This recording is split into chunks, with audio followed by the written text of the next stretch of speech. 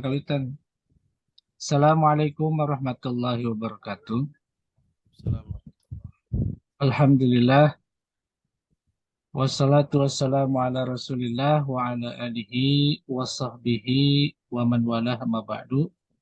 Yufillah rahimakumullah. Alhamdulillah. Pada hari ini kita bisa bermuajah kembali dalam agenda Kalam Ramadan, kajian Islam di bulan Ramadan yang insya Allah kita konsentrasikan dengan tema tafsir surat Al-Kahfi yang insya Allah sekarang masih di kisah tentang Ashabul Kahfi, meneruskan eh, ayat yang kemarin yang kita akan mulai di ayat yang ke-24. Ya, insya Allah pemateri hari ini adalah Kiai Haji Abdullah Imamuddin Aziz LC. Ya. Untuk itu, marilah kita sama-sama memulai acara ini dengan membacakan basmalah. Bismillahirrahmanirrahim. Untuk selanjutnya, pada Ustadz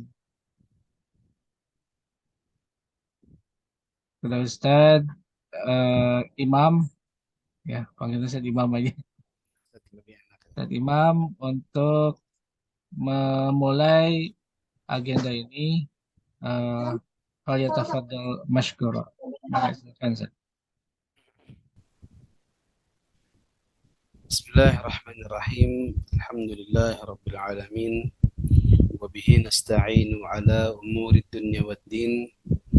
Wassalatu wassalamu ala asyrafil anbiya'i wa sayyidil mursalin wa imamil muttaqin wa qaidil ghurril muhajjalin nabiyyina wa maulana Muhammadin wa ala alihi wa sahbihi ajma'in.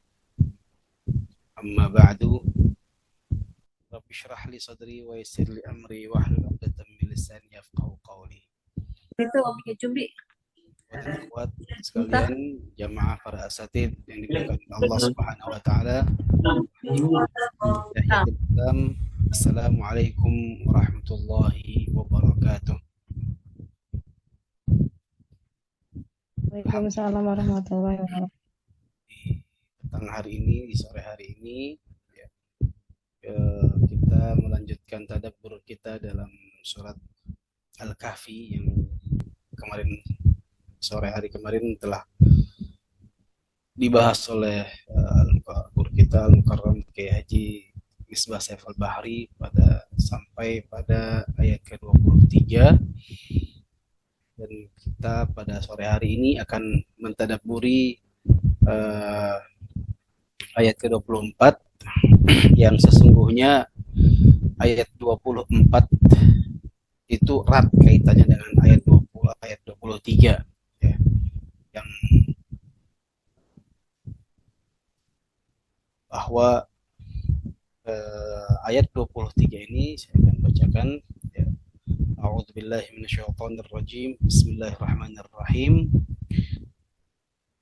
ولا تقولن لشيء إني فاعل ذلك غدا إلا أن يشاء الله واذكر ربك إذا نسيت وقل عسى أن يهديني ربي لأقرب من هذا رشدا. Terjemahannya, dan jangan sekali-kali kamu mengatakan terhadap sesuatu, sesungguhnya aku akan mengerjakan itu besok pagi, kecuali dengan menyebut insya Allah. Itu ayat ke-23 dan ayat ke-24-nya. Dan ingatlah kepada Tuhanmu jika kamu lupa, dan katakanlah, mudah-mudahan Tuhanku akan memberiku petunjuk kepada yang lebih dekat kebenarannya daripada ini. Baik. Sebagaimana disampaikan tadi bahwa walaupun ayat 23 sudah disampaikan oleh Abi Misbah pada pertemuan kemarin, namun saya ingin sedikit juga memberikan tambahan mungkin ataupun pengulangan bahwa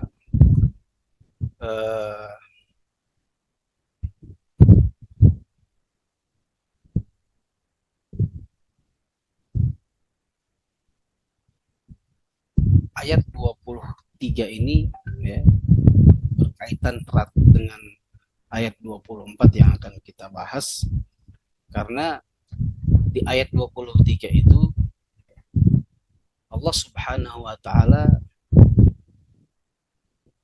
mengingatkan kepada kita tentang bahwa sesungguhnya apapun yang akan kita lakukan, apapun yang kita niatkan, apapun yang kita targetkan, apapun yang kita ingin lakukan, kesemuanya itu haruslah kita sandarkan pada Allah Subhanahu wa taala. Makanya dalam ayat 23 disebutkan illa an yasha Allah. Hendaklah kita saat kita mempunyai cita-cita, keinginan, target, harapan, maka sandarkanlah harapan, cita-cita dan keinginan itu pada Allah Subhanahu wa taala. Karena bisa jadi ya, apa yang sudah kita rencanakan, apa yang sudah kita targetkan, langkah yang sudah kita persiapkan ya, justru tidak sesuai dengan apa yang kita inginkan itu. Maka ayat 23 dan 24 ini Syekh Abdurrahman As-Sa'di katakan bahwa ini merupakan sebuah larangan. Ya, larangan dalam apa? Larangan dalam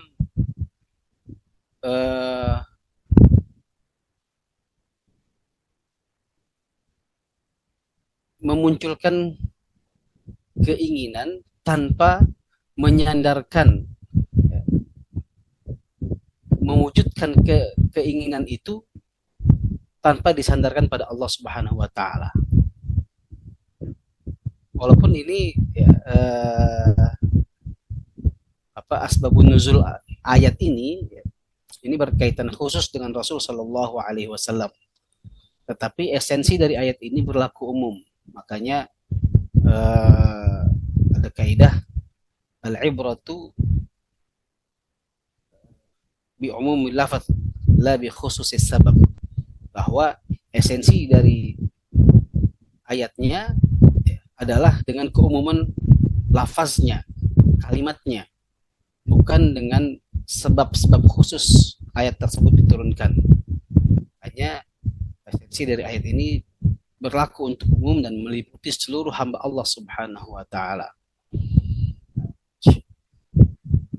Penjelasan Syekh Abdurrahman As-Sa'di ini bisa dipahami sebab dalam ilmu kaidah tafsir Al-Quran ada sebuah diktum yang menyebutkan tentang esensi dan cakupan suatu ayat tidaklah selalu pada teks dan konteks khusus yang berkaitan langsung dengan turunnya ayat itu. Tetapi bahkan mencakup makna yang seluas-luasnya, makna yang seumum-umumnya yang dikandung oleh teks ayat yang dimaksud. Nah, karenanya Syekh Abdurrahman As-Sa'di menyampaikan bahwa Allah Subhanahu wa taala pun ya, dalam ayat ini melarang hambanya mengomentari peristiwa masa yang akan datang dengan penegasan seolah-olah ia pasti bisa merealisasikannya dengan kemampuan manusiawinya tanpa mengaitkannya dengan kehendak Allah Subhanahu wa taala. Jadi ayat ini menegaskan bahwa kita ini manusia, makhluk ya, sangat lemah, tidak memiliki kemampuan, tidak memiliki kudrah, hanya memiliki iradah, tetapi untuk merealisasikan iradah itu ya, harus disandarkan pada iradahnya Allah Subhanahu wa taala. Karena apabila kita ya, menyandarkan keinginan kita itu hanya pada diri kita sendiri, maka kita telah memasuki kawasan ya, masa depan yang gaib, yang belum ada di hadapan kita, yang hanya diketahui secara pasti oleh Allah Subhanahu wa taala semata. Karena kita nggak ada yang tahu. Nah, kalau masa lalu kita sudah tahu pasti, walaupun sudah jadi sesuatu yang gaib juga, karena tidak ada di hadapan kita, sudah berlalu.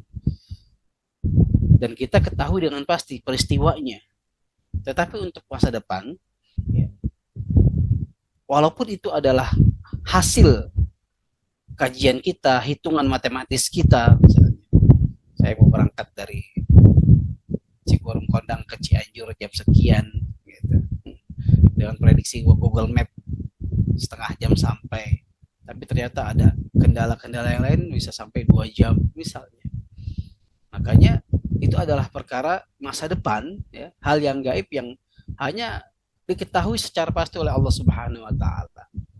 Nah, maka dengan menyandarkan semua itu hanya kepada Allah Subhanahu wa taala, ya, merujukkan atau menyandarkan semua itu hanya kepada Allah Subhanahu wa taala, maka sesungguhnya Allah sedang ingin meringankan beban kita sebagai manusia. Ya. Kenapa? Karena terkadang, ya, bagi orang-orang yang hitungannya matematis, kemudian hasil yang didapat melenceng dari apa yang dia hitung, ya, maka itu akan menimbulkan dampak psikologis sedikit banyak bagi orang yang melakukannya. Maka Allah Subhanahu wa taala ingin meringankan beban psikologis tersebut bagi seorang hamba. Jadi Allah ingin memudahkan kita, ya. Efek psikologis yang kita pikul itu tidak besar. Kenapa? Karena kita semua kita sandarkan pada Allah Subhanahu wa taala. Ya. Dan ini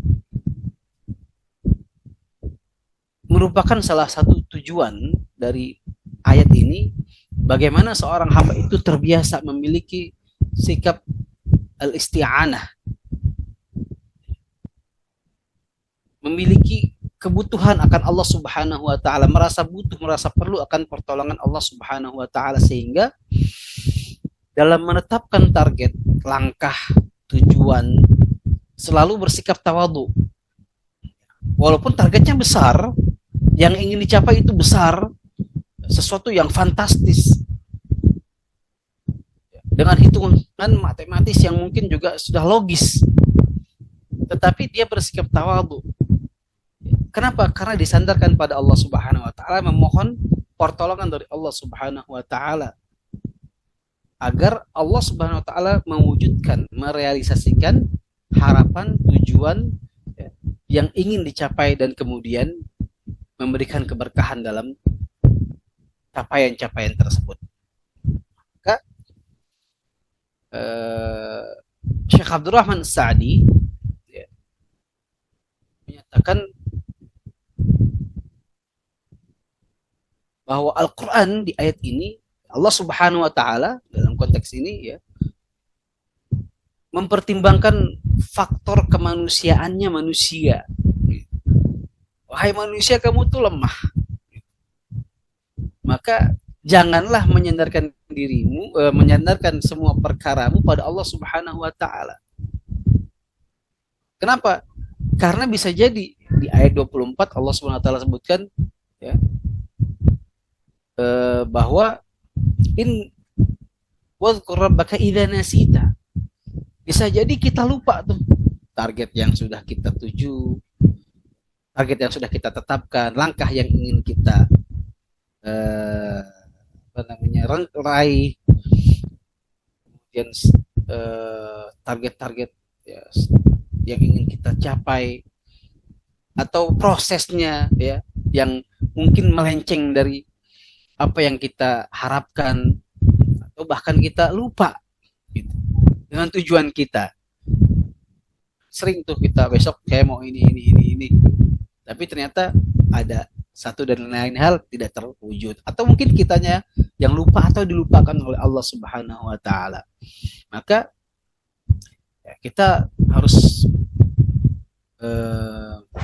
bertauladan ya pada Rasul Shallallahu Alaihi Wasallam yang beliau dalam salah satu doanya memanggil Allah Subhanahu Wa Taala, ya Hayyu ya Qayyum bi rahmatika astaghith. Allah Subhanahu Wa Taala memanggil Allah Subhanahu Wa Taala yang Hayyu ya Qayyum, yang maha hidup, yang maha mampu menjalankan atau melakukan segala sesuatu. Qayyum. Untuk apa? Memberikan rahmat kepada beliau. Rahmatika astaghith. Dengan apa? Dengan rahmat itu Allah menolong Rasul sallallahu alaihi wasallam untuk apa? Menjalankan seluruh rencana-rencana, ide-ide Rasul sallallahu alaihi wasallam. Aslih li syu'uni kullaha. Tetapi ya, beliau menyandarkan semua itu pada Allah, wala takilni ala nafsi tarfata ain. Janganlah engkau serahkan urusanku itu, semua urusan yang berat itu kepada diriku, walaupun tarfata ain, sekelip mata, sekelebat pandangan. Jangan ya, jangan ya Allah, jangan serahkan pada diriku, aku gak mampu untuk mewujudkan itu semua.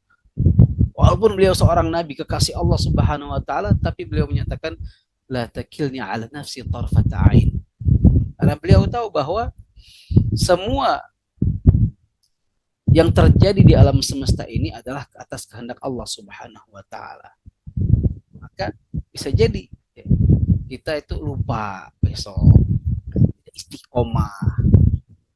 Maka hendaknya kita mengkaitkan aktivitas kita itu dengan kehendak Allah Subhanahu wa taala. Maka Al-Qur'an pun memberikan ya, mengajarkan kepada kita dengan memberikan pengecualian. Kalau kalian sudah menetapkan target, punya tujuan, ya, punya harapan, punya cita-cita, ya, gantungkan itu pada Allah Subhanahu wa taala, illa an yasha Allah. Dengan mengatakan itu, beban psikologis kita akan lebih mudah. Kenapa? Agar dia ingat kembali dan lepas dari hal-hal yang negatif yang ada dalam dirinya. Karena semua sudah disandarkan pada Allah Subhanahu wa taala. Ya.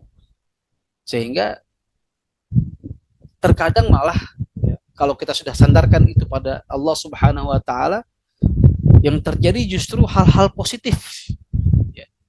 Yang di luar nalar kita, yang di luar sangkaan kita, yang di luar harapan kita. Oh, ternyata bisa begini ya. Wah, Allah kasih jalan.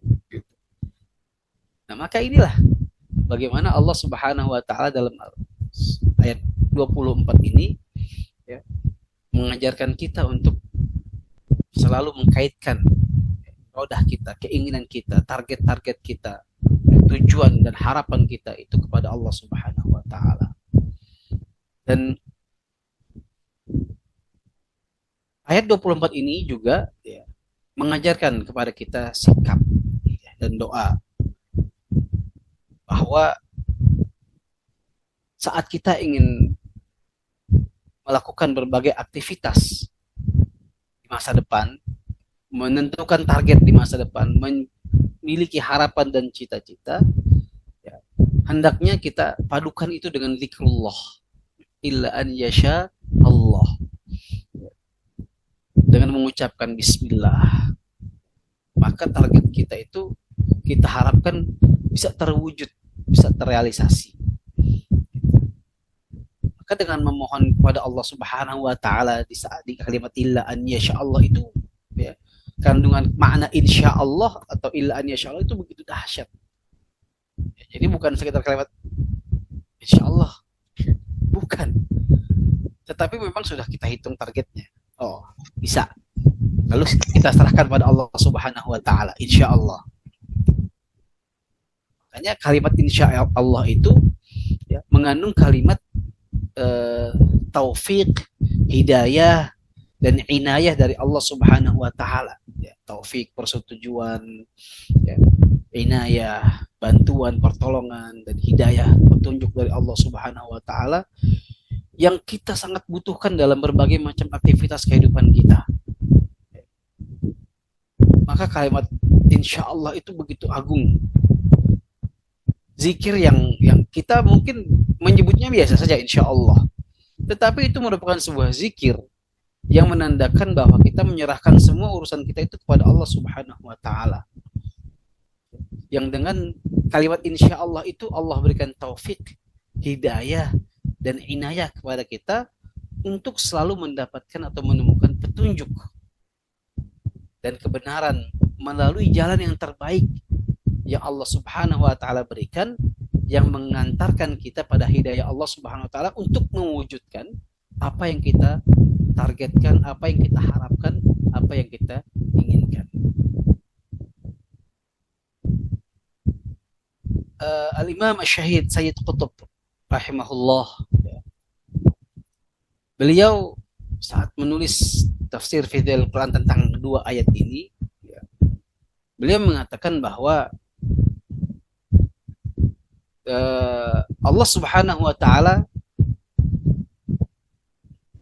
dalam ayat ke-22 sebelum masuk ke 22, 23 dan 24 melarang ya, manusia untuk melakukan perdebatan, ya, berdebat tentang hal-hal yang gaib, yang berdimensi masa lalu, yang sudah lewat, ya, sudah terjadi.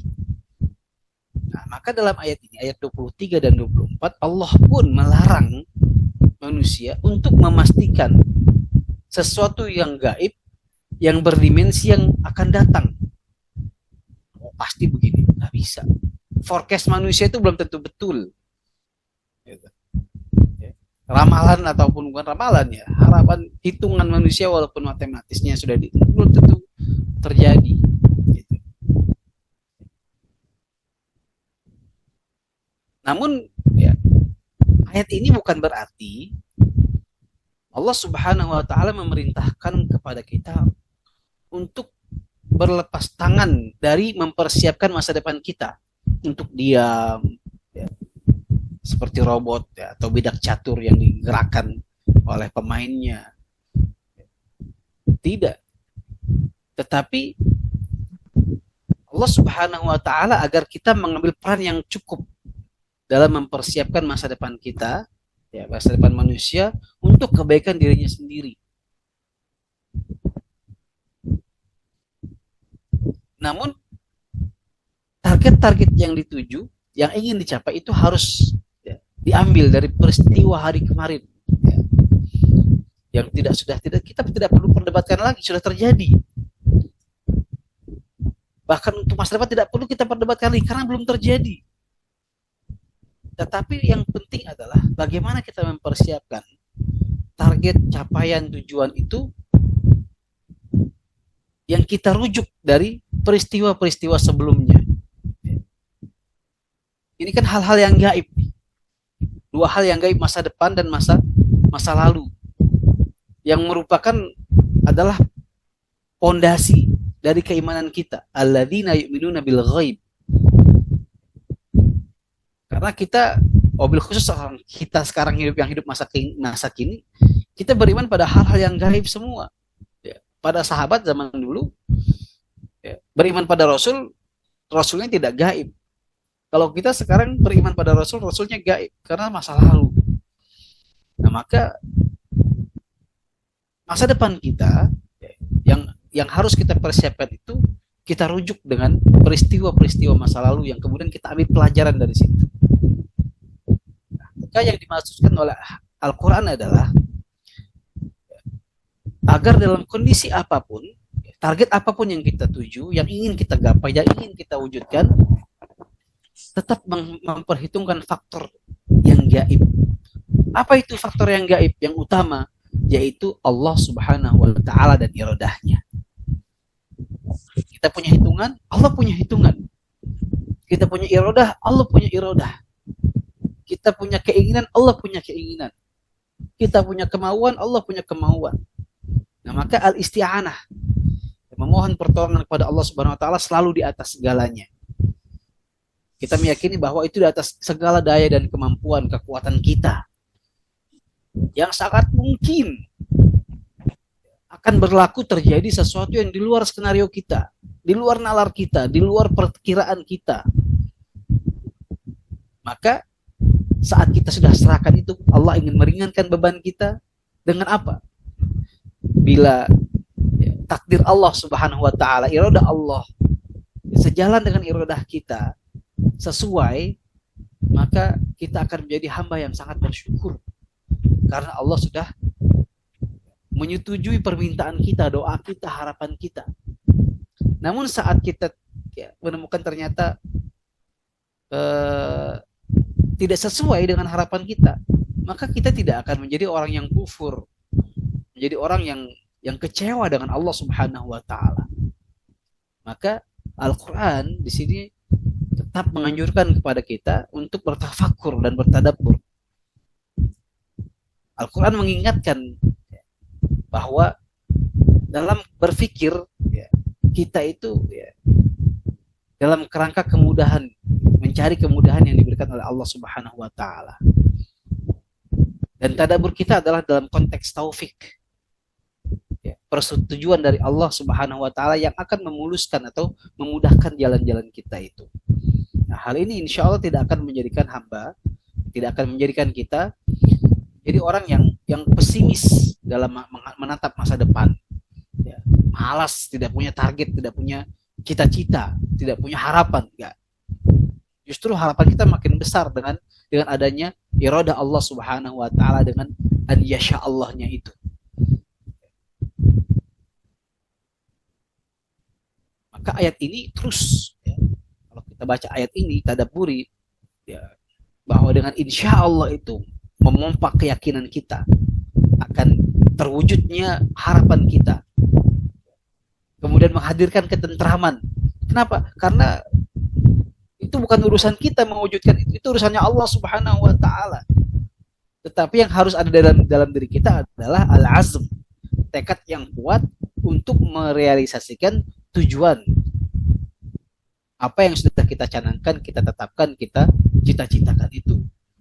Bil khusus kita ingin melaksanakan apa yang ada dalam ajaran yang ada dalam Al-Quran dalam ayat ini, yaitu menyerahkan seluruh permasalahan-permasalahan kita, cita-cita kita, urusan-urusan kita kepada Allah Subhanahu wa taala.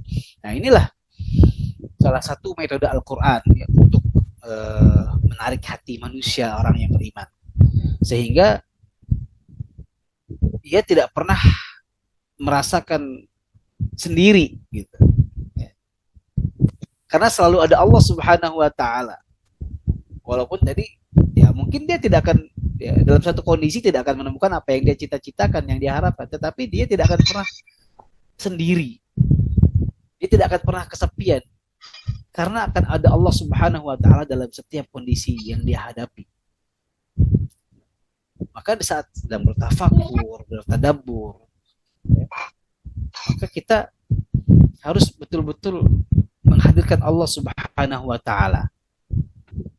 Ketika terwujud harapannya, sukses dengan kebenaran tafakur dan tadabbur kita terhadap ayat ini, maka kita tidak akan menyombongkan diri dengan keberhasilan itu dan menyandarkan keberhasilan itu hanya pada Allah Subhanahu wa taala. Dan bila terjadi sebaliknya, kita tidak akan bersedih hati dengan kondisi yang terpuruk kemudian menyalahkan Allah Subhanahu wa taala, tidak. Karena dia yakin bahwa di balik hal ini ada iradah Allah Subhanahu wa taala yang penuh dengan hikmah.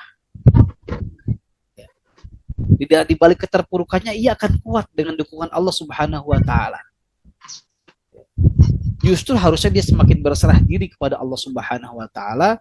Apapun yang Allah putuskan, maka dia harus berserah diri kepada Allah Subhanahu wa taala, apapun takdir, qada dan qadar yang Allah Subhanahu wa taala tetapkan pada dirinya. Tanpa pernah bersikap arogan saat sukses dan tanpa pernah pesimis saat gagal. Nah, maka ayat 24 surat Al-Kahfi ini merupakan metode yang akan membawa hati manusia itu selalu dekat dengan Allah. Dia optimis, dia tenang pada setiap aktivitas yang dia ingin lakukan, dia ingin realisasikan. Tenang dalam melakukannya, tenang dalam melaksanakannya, tenang dalam menetapkannya, dan optimis dalam mengharapkan tujuannya, terwujudnya cita-citanya. Inilah yang disampaikan oleh Syahid Sayyid Qutb dalam kitab Fi Dhilalil Quran. Lalu ayat ke-25 dan ayat ke-26 ya. Allah Subhanahu wa taala berfirman, a'udzubillahi minasyaitonir rajim. Bismillahirrahmanirrahim. Qulillahu a'lamu bima labithu lahu ghaibus samawati wal ardi absir bihi wa asmi'. Ma lahum min dunihi min waliyyin wa la yusyriku fi hukmihi ahada. Ya, tahu sebelum ولبثوا في كهفهم 300 سنين وازدادوا تسعا قل الله أعلم بما لبثوا له غيب السماوات والأرض أبصر به وأسمع ما لهم من دونه من ولي ولا يشرك في حكمه أحدا. Dan mereka tinggal dalam gua mereka walabithu fi kahfihim 300 sinina wasdadu tis'a, 300 tahun dan ditambah 9 tahun lagi. Katakanlah Allah lah yang lebih mengetahui berapa lamanya mereka tinggal di dalamnya, dan kepunyaan Allah Subhanahu wa taala yang tersembunyi di langit dan di bumi. Dan alangkah terangnya penglihatan Allah Subhanahu wa taala dan alangkah tajamnya pendengaran Allah Subhanahu wa taala. Tak ada seorang pun, tidak ada seorang pelindung pun bagi mereka selain daripada Allah Subhanahu wa taala dalam menetapkan keputusan. Inilah jawaban terakhir final dari Al-Qur'an, dari Allah Subhanahu wa taala, sekaligus ya memutuskan ya, memberikan vonis terhadap perdebatan yang terjadi di kalangan ahlul kitab, yang juga ditanyakan kepada Rasul Shallallahu Alaihi Wasallam. Yang pertama tentang jumlah Ashabul Kahfi, ada berapa orang. Kemudian yang kedua tentang berapa lama mereka ditidurkan oleh Allah Subhanahu Wa Taala di dalam gua. Maka Allah Subhanahu Wa Taala dalam ayat ke-26 ini ingin menegaskan bahwa Allah adalah zat yang maha mengetahui. Allah adalah zat yang maha mendengar. Allah adalah zat yang maha tahu. Allah adalah zat yang maha melihat. Absir, asmi. Absir wa asmi. Ya, betapa tajam pandangan dan penglihatan Allah Subhanahu wa taala dan pendengarannya. Maha mendengar segala yang ada di darat dan yang di langit. Yang gaib maupun yang tidak gaib. Yang gaib di langit dan yang gaib di bumi dan seluruh alam semesta ini. Sehingga di ayat ini adalah ya mengandung informasi yang pasti valid, pasti benar, dan pasti bernilai maslahat. Maka Allah Subhanahu wa taala tegaskan ya, ketika orang-orang ahlul kitab ya, mempertanyakan kepada Rasulullah SAW dan juga bertanya di antara mereka tentang jumlah ataupun tentang berapa lama mereka ditidurkan oleh Allah Subhanahu wa taala dalam gua. Allah menegaskan bahwa atau mereka ditidurkan oleh Allah Subhanahu wa taala tinggal di dalam gua itu selama 309 tahun. Dalam hitungan qamariyah. Salah sami'atin wasdadu tis'a itu adalah hitungan qamariyahnya. Kemudian Al-Imam Ibnu Katsir rahimahullah ya, beliau menghitung dalam bilangan syamsiyah. Nah, kemudian ternyata kalau dalam bilangan syamsiyah ya, itu genap 300 tahun. Itu ada dalam kitab tafsir Ibnu Katsir. Nah, maka ayat ini ingin menegaskan kepada kita bahwa kalau ada informasi yang tidak jelas diperdebatkan, maka Al-Quran menjadi pemutus dari permasalahan mereka.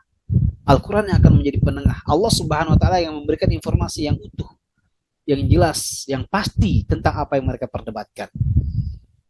Kalau lebih jelas lagi, Syekh Abdurrahman As-Sa'di menyatakan bahwa ketika Allah Subhanahu wa taala melarang Rasul sallallahu alaihi wasallam untuk bertanya kepada ahlul kitab ya, tentang Ashabul Kahfi, tentang jumlahnya, tentang lama waktunya mereka ditidurkan oleh Allah Subhanahu wa taala itu. Rasul dilarang oleh Allah Subhanahu wa taala. Kenapa? Karena pasti jawabannya tidak pasti. Karena pasti jawabannya tidak betul, tidak benar. Kenapa? Karena mereka ahlul kitab itu tidak mengetahui, ya, tidak tahu jumlah pastinya. Ya, jarak antara Ashabul Kahfi dengan Rasulullah SAW ya kalau hitungan manusia kita itu sudah jauh, sehingga banyak distorsi tentang cerita itu, ya, jumlahnya, ya, waktunya dan lain sebagainya. Maka yang tahu itu siapa? Yang tahu hanya Allah Subhanahu wa taala. Maka Allah Subhanahu wa taala yang Maha mengetahui atas segala sesuatu. Ya. Dan kita yakin bahwa Allah itu Al-Alim, As-Sami', Al-Basir. Maha mengetahui segala sesuatu sehingga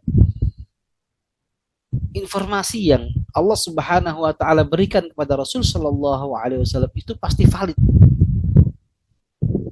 Itu pasti betul. Tentang masa tinggal Ashabul Kahfi di dalam gua. Nah, informasi valid ini kemudian ketika diwahyukan kepada Nabi Muhammad sallallahu alaihi wasallam dari Allah Subhanahu wa taala kepada Rasul sallallahu alaihi wasallam, maka selayaknya dia menjadi informasi yang sudah tidak perlu diperdebatkan lagi. Oh, 309 tahun. Itu sudah, itu. Tidak perlu, apakah 309 tahun lebih sekian atau kurang? Ya. Itu sudah pasti. Sudah Allah Subhanahu wa taala berikan informasinya. Nah, maka dalam kondisi seperti ini, wajar bila Allah Subhanahu wa taala kemudian menegaskan bahwa hanya Allah Subhanahu wa taala adalah zat yang dapat memberikan perlindungan secara khusus untuk orang-orang yang beriman. Apalagi dan juga untuk orang-orang atau manusia secara umum. Jangankan manusia secara umum, ya jangankan orang-orang beriman, ya orang-orang biasa saja ya manusia secara umum itu Allah berikan perlindungan di dunia ini. Kita lihat bagaimana peristiwa saat Ashabul Kahfi itu dilindungi oleh Allah Subhanahu wa taala dari kejaran pasukan imperium saat itu ya. Dan kemudian Allah selamatkan mereka yang jasad mereka yang tidur 309 tahun. Ya, kalau logika kita bagaimana jasad atau fisik manusia bertahan selama 309 tahun tanpa berubah, tanpa makan dan tanpa minum, tapi tidak berubah fisiknya. Pertolongan Allah itu diantaranya adalah ketika misalnya waktu di luar gua itu waktu berjalan seperti biasa, tetapi di dalam gua waktu berjalan melambat. 309 tahun, kalau orang hidup itu rambut dan jenggotnya sudah pasti panjang, kukunya pasti panjang. Tapi mereka bangun dalam kondisi saat mereka tidur. Ya. Sehingga waktu yang berjalan di dalam gua itu begitu melambat. Dan bahkan ya, Allah memberikan perlindungan, gua mereka bisa masuk, bagi orang lain juga pasti bisa masuk gitu, secara logika. Tetapi ternyata Allah Subhanahu wa taala memberikan rasa rahbah gitu, kepada orang-orang yang ingin masuk ke dalam gua itu kemudian menjadi ngeri gitu, menjadi merinding, nggak takut untuk masuk ke dalam gua tersebut. Kenapa? Karena dimensinya sudah berbeda. Kalau orang biasa masuk ke dalam gua itu saat Ashabul Kahfi masih tidur, maka dia akan masuk ke dalam dimensi waktu yang ada pada Ashabul Kahfi. Itulah salah satu perlindungan dari Allah Subhanahu wa taala. Nah, maka Allah Subhanahu wa taala menjadikan hidup ini menjadi mudah, ya, menjadi indah bagi orang-orang yang beriman, ya, di saat dia menyandarkan hidupnya itu pada Allah Subhanahu wa taala, walaupun saat itu misalnya dia terjebak dalam kesulitan-kesulitan hidup, ya, dalam kesulitan-kesulitan yang pandangan manusia itu adalah kesulitan hidup. Tetapi pada pandangan para wali Allah misalnya, itu adalah, ya, mereka memandang itu kehidupan dunia yang fana, tidak dianggap sedikit pun kesulitan dalam hidup tersebut. Nah, inilah yang dibuktikan oleh Allah Subhanahu wa taala, ya, dalam kasih sayang Allah, penjagaan, ya, penyelamatan Allah pada Ashabul Kahfi. Sehingga, ya, sekalipun suasana, ya, kondisi saat itu di sana itu, ya, mereka kabur itu dikejar-kejar oleh pasukan imperium saat itu, kondisinya pasti kacau, tetapi Allah memberikan ketenangan kepada mereka dengan menidurkan mereka, suruh tidur tenang, tidak memikirkan apa yang sedang terjadi di luar goa, ya. Apa yang terjadi di luar goa itu urusan Allah Subhanahu wa taala, yang kemudian saat itu orang yang beriman itu tidak berani menyatakan bahwa Allah Tuhannya, asyhadu alla ilaha illallah misalnya, nggak berani saat itu. Tapi saat mereka bangkit, saat mereka bangun dari tidurnya, ya, justru mereka terheran-heran, loh, kok sekarang orang yang menyuarakan tauhid itu begitu leluasa. Kalau dulu zaman mereka sebelum tidur, ya, yang ingin menyuarakan tauhid itu sembunyi-sembunyi, yang menyuarakan kekufuran terang-terangan. Tapi saat mereka bangun dari tidur, yang menyuarakan ketauhidan itu terang-terangan, yang menyatakan kekufuran justru bersembunyi-sembunyi. Nah, maka inilah pertolongan Allah Subhanahu wa taala. Yang target mereka itu, ya, mereka tuh ingin istirahat sebentar doang gitu. Insya Allah besok pagi kita bangun gitu. Ternyata bangunnya 309 tahun kemudian, walaupun bagi mereka itu besoknya. Dan dalam pandangan mereka, besok kita bangun belum tentu selamat, mau ngapain gitu. Di sana masih ada imperium yang berkuasa, imperium kafir. Tapi ternyata saat mereka bangun, ya, dunia sudah terbalik. Islam, agama tauhid saat itu sudah menguasai. Itulah saat, ya, bagaimana kalau seorang yang beriman itu menyerahkan urusannya pada Allah Subhanahu wa taala. Yang terjadi bukan hanya sesuai target, yang terjadi bukan hanya sesuai dengan keinginannya, tetapi melebihi ekspektasinya, melebihi apa yang dia rencanakan, melebihi apa yang dia inginkan. Gitu. Ya, dalam hal ini, penegasan Allah ini, ya, layak kita simak, ya, kita dengar, kemudian kita telaah dan kita taati. Sebab, ya, selain penegasan itu muncul dari Allah Subhanahu wa taala yang Maha mengetahui, Maha mendengar, Maha melihat, ya, Allah Subhanahu wa taala di ayat ini ingin menegaskan kekuasaan Allah, ingin menegaskan kekuatan Allah yang absolut, mutlak, tidak ada lawannya. Tidak ada yang bisa menyamai kekuatan Allah Subhanahu wa taala. Di saat, ya, Ashabul Kahfi itu lagi ketakutan, bersembunyi di dalam gua, ternyata Allah Subhanahu wa taala balikan kondisinya. Ternyata mereka jadi orang yang pahlawan yang menyelamatkan akidah saat itu. Ya. Maka Allah ingin ketunjukkan kepada manusia saat itu, kepada kita mungkin juga, bahwa ketika Allah berkehendak, udah,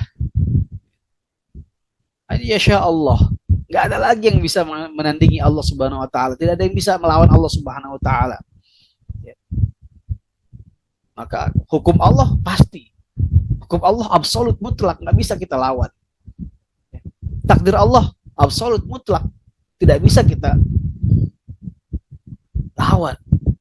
Maka dua ayat ini, ya, menampilkan kekhasan lain dari Al-Quran, ya, dari Al-Quran Karim, yaitu Allah Subhanahu wa taala, ya, melalui Al-Quran tidak akan pernah membiarkan para utusannya, ya, Rasul dan para pengikutnya itu punya rasa gundah kebimbangan di tengah provokasi rayuan orang-orang kafir atau ahlul kitab.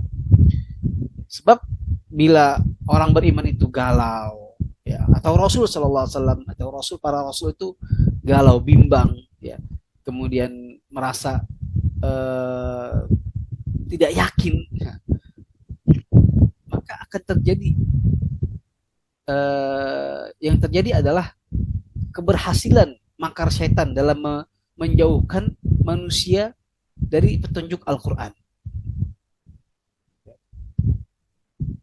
Nah, maka saat manusia dalam kebimbangan, kegamangan, nah, itu sangat mudah tuh. Jadi psikologisnya lemah, rapuh, ya. Itu akan mudah orang disusupi sebuah pemikiran, sebuah fikroh, atau dicuci otaknya, atau dimasuki oleh, ya, kesurupan gitu, dimasuki oleh jin. Gitu. Ya. Kenapa? Karena dia lemah, tidak bersama Allah Subhanahu Wa Taala, tidak menyandarkan hidupnya, permasalahannya pada Allah Subhanahu Wa Taala. Nah, itu bertentangan dengan prinsip diutusnya para nabi dan rasul. Bertentangan dengan prinsip diutusnya wa ma arsalnaka illa rahmatan lil alamin.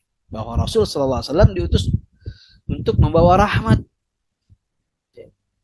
untuk membawa nur, pencerahan, untuk membawa al-hidayah, petunjuk, ya, bukan kebimbangan, kegalauan dan lain sebagainya. Maka ini adalah jawaban.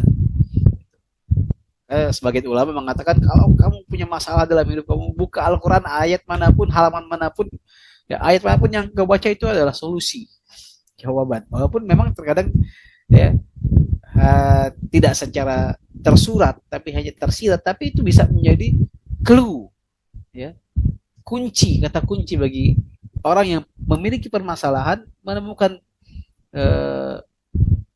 kunci permasalahan tersebut dari dalam Al-Quran. Ya, kalau beberapa ada salah seorang sahabat yang menyatakan bahwa, ya, bahwa di antara kami itu yakin akan kebenaran Al-Quran dan akan solusi-solusinya, seperti, ya, sampai, ya, seakan-akan apabila iqal ba'ir kami itu, ya, ikatan, ya, kaki, ikat atau ikatan unta, ya, atau hewan tunggangan itu hilang, ya, lawajadnahu fil Quran, maka kami akan menemukan itu dalam Al-Quran, saking yakin akan solusi yang Al-Quran tawarkan dalam, ya, Allah berikan dalam Al-Quran. Nah, kemudian Al-Imam Ibnu Katsir rahimahullah, ya, beliau menyatakan bahwa ayat ini juga mendeskripsikan etika lain tentang bertanya dan menjawab, tentang soal jawab, tentang berdebat, tentang berdialog, ya. Ketika Allah Subhanahu Wa Taala mengajarkan kepada Nabi Muhammad Sallallahu Alaihi Wasallam dan juga pasti untuk kita umatnya, agar bila ditanya tentang sesuatu, ya, yang jawabannya tidak kita ketahui secara pasti, tidak punya informasi yang memadai tentang hal tersebut, maka jangan kita, ya, menjawab sekenanya atau tidak mudah menjawab, memberikan jawaban yang tidak memadai jawabannya. Akan tetapi kita rujuk pada Allah Subhanahu Wa Taala, kita kembalikan pada Allah Subhanahu Wa Taala. Dan kalau dalam permasalahan keduniaan, ya, kita rujuk pada tokoh yang, ya, atau para ulama yang memiliki ilmu tentang hal tersebut. Kenapa? Agar yang muncul adalah jawaban dan informasi yang dapat dipertanggungjawabkan. Jawaban yang pasti, informasi yang pasti, dan bukan, ya, informasi yang mengeruhkan suasana, tidak mencerahkan, ya, semakin membuat orang sesat dan lain sebagainya. Nah, maka di era informasi yang semakin terbuka ini, ya, kita, ya, orang bisa bertanya, ya, di kolom komen, menjawab di kolom komen, mengkritik, ya, dimanapun, maka itu akan memberikan krisis legitimasi, ya, saling hujat, ya. Nah, kita memerlukan etika ini yang diajarkan oleh Allah Subhanahu Wa Taala dalam Al-Quran, bahwa dalam menjawab, ya, ataupun memberikan informasi kepada orang lain itu haruslah informasi yang valid, yang pasti, yang bisa dipertanggungjawabkan, bukan informasi yang kabur, yang tidak jelas, yang justru malah bahkan cenderung menjerumuskan orang yang memberikan informasi tersebut. Kemudian dalam ayat 27 Allah Subhanahu wa taala berfirman, "Watlu ma uhiya ilaika min kitabi rabbika la mubaddila li kalimatihi wa lan tajida min dunihi multahada." Dan bacalah apa yang diwahyukan kepadamu, yaitu kitab Tuhanmu, yaitu Al-Qur'an. Ya, tidak ada seorang pun yang dapat merubah kalimat-kalimatnya, dan kamu tidak akan dapat menemukan tempat berlindung selain kepadanya. Baik. Menurut Imam Al-Qurtubi dan Syekh Said Qutb ya, bahwa ayat ini merupakan penutup kisah Ashabul Kahfi, di mana Allah Subhanahu wa taala memerintahkan kepada Nabi Muhammad sallallahu alaihi wasallam agar dalam mensikapi rayuan, provokasi dari ahlul kitab itu ya, terkait pertanyaan-pertanyaan tentang Ashabul Kahfi, selalu mencermati dan mengikuti petunjuk wahyu dari Allah Subhanahu wa taala.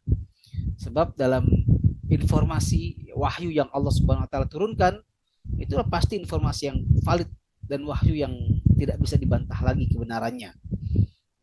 Dan agar dalam setiap menjawab pertanyaan, ya, Rasul sallallahu alaihi wasallam itu selalu kerangkanya adalah at-tawajjuh ilallah.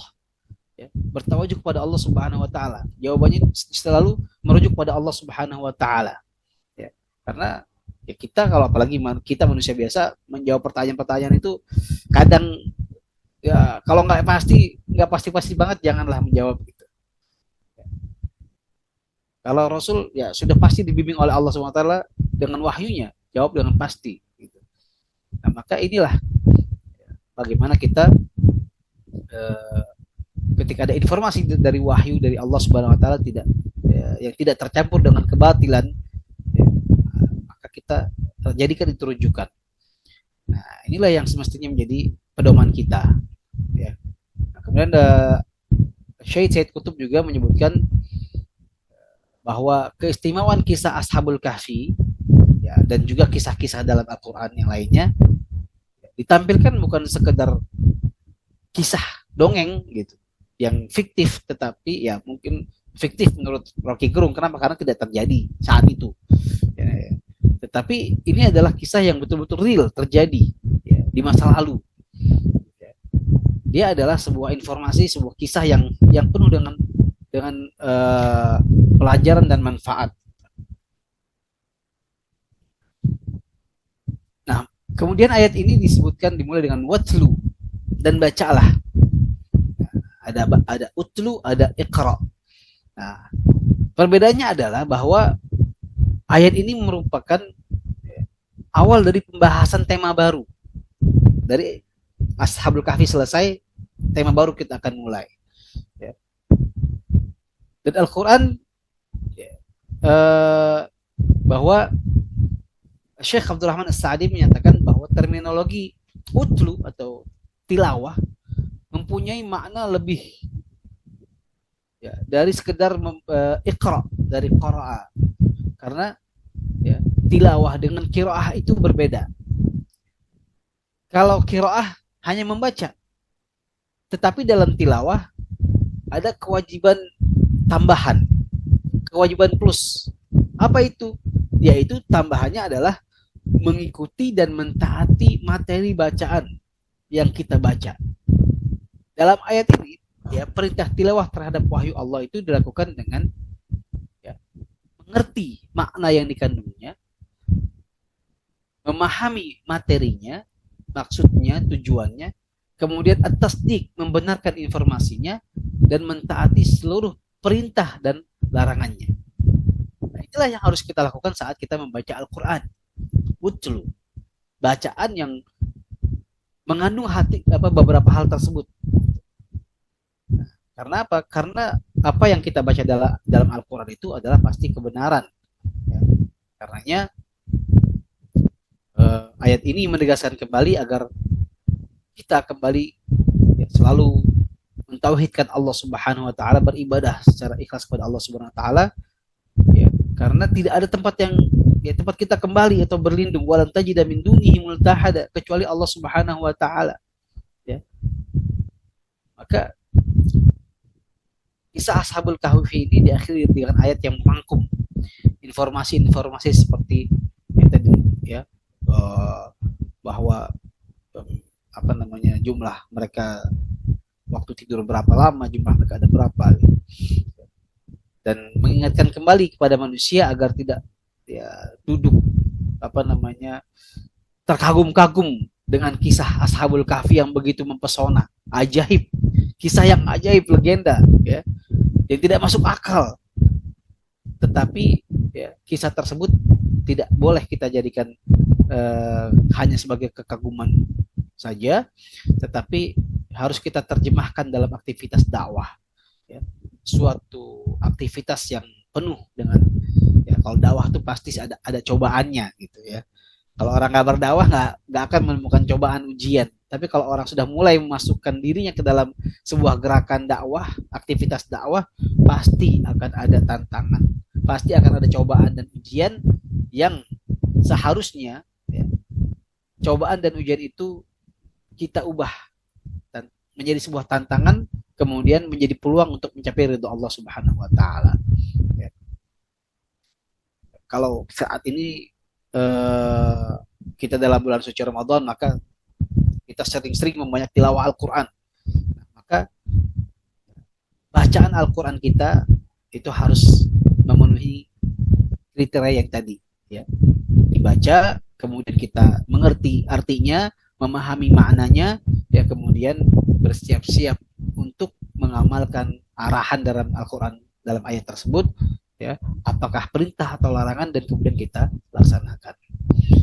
Kemudian yang ke-28, ya, terakhir, wasbir nafsaka ma'al ladzina yad'una rabbahum bil ghadati wal 'ashiyyi yuriduna wajhah wa la ta'du 'ainaka 'anhum turidu zinatal hayatid dunya wa la tuti' man aghfalna qalbahu 'an dzikrina wattaba'a hawahu wa kana amruhu furuta. Dan bersabarlah engkau bersama orang-orang yang menyeru Rabbnya di pagi hari dan senja hari dengan selalu mengharap ridhonya, dan janganlah kedua matamu berpaling dari mereka karena mengharapkan perhiasan dunia, dan janganlah engkau mengikuti orang yang hatinya telah kami lalaikan dari mengingat kami, serta menuruti hawa nafsunya, dan adalah keadaannya itu telah melewati batas.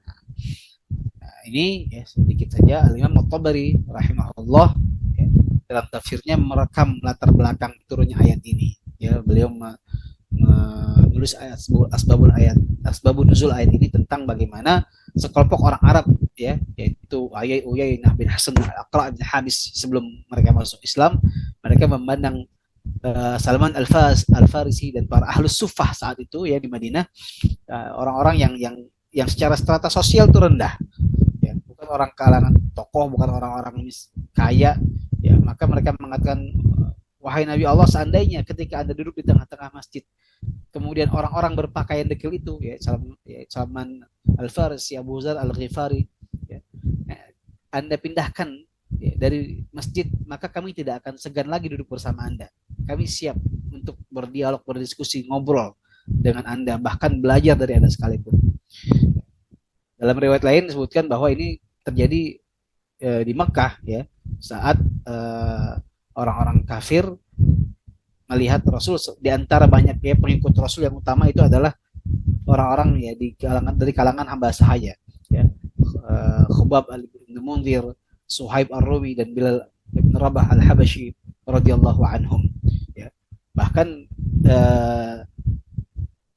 karena hasutan mereka inilah, ya, hampir-hampir saja Rasul Shallallahu Alaihi Wasallam itu tidak menghiraukan para sahabat tersebut, ya, sebagaimana yang juga terjadi dalam surat Abasa, ya, ketika Allah Subhanahu Wa Taala menegur Rasul Shallallahu Alaihi Wasallam yang sedang berdakwah di kalangan orang-orang bangsawan Quraisy, lalu lewat, ya, Abdullah bin Ummi Maktum, ya, yang buta, miskin, kemudian minta diajarkan oleh Rasul Shallallahu Alaihi Wasallam, ya.